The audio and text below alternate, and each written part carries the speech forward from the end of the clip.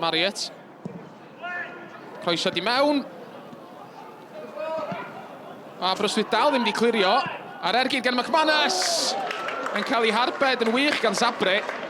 Cyfle cynta'r gêm yn syrthio i Declan McManus. Pas ymlaen a Daniel Davies. Mewn lle lawr y dde. Davies yn eithon ni nôl. Ergyd gan Williams. Ddim yn un lan. A mae'r croesiad wedi dod nôl i mewn. O'n awthiad yn y cefn. Oedd mi o'na. Ac ar ôl 5 munud yn unig, mae'n gic o'r smotyn i'r Seintiau Newydd. Declan McManus i gymryd y gic i'r Seintiau. Mae eisoes di sgorio 10 gol tymor yma. A mae di sgorio 11 rwan. A dim ond y cyntaf hydref ydi. Mae o'n beiriant sgorio. Declan McManus. A'r bêl dros yr amddiffyn. At Brobl. Brobl yn eithon ni hi nôl. McManus! Just dros y bar. Marriott. At Redmond. Gonodd amser gyda fo. Ar ochr y gwrs Cosby hun. Bas ymlaen at Leo Smith. A mae honna wedi canfod i ddyn. McManus! Mi ddela fod i sgorio. Correa. Yn rhoi pwysa ar amddiffyn y Seintia. Mae'r Seintia'n torri.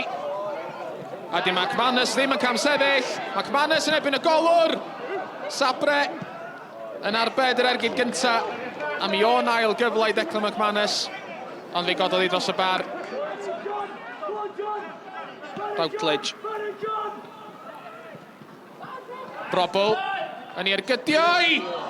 A fe wirodd i. Oedd hi ar ben Jamie Veal a fe na Sabre yn wych i gael lawr ar ei bostyn agosa ac i gael ei law ati a cadw'r sgôr yn un i ddim.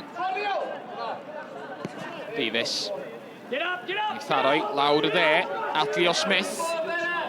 McManus yn y canol, ond Leo Smith dal yn mynd i mewn i'r cwrs Cosby. McManus a mae'n ddwy. Ac oedd hi mor hawdd ein yn y pen draw. Gwaith da gan Leo Smith lawr y dde. A dwi'n meddwl, so Declan McManus wedi gallu methu fanna, so wedi trio. Daniel Davies. Yr ergyd yn dod i mewn gan Redmond. Ail gyfla.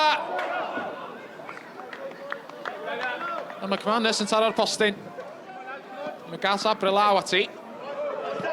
Daniel Davies. Ti'n mewn at Keston Davies. Sy'n ni tharau lawr yr asgell. A Jordan Williams. Williams yn codi ben.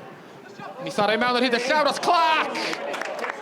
Yr ergyd isel gan yr eilydd. Yn cael ei tharo tu ôl am gornol. Arbediad da gan Gregor Sabre. Chweched, cyn gornol y gêm i'r Seintia. A mae mewn!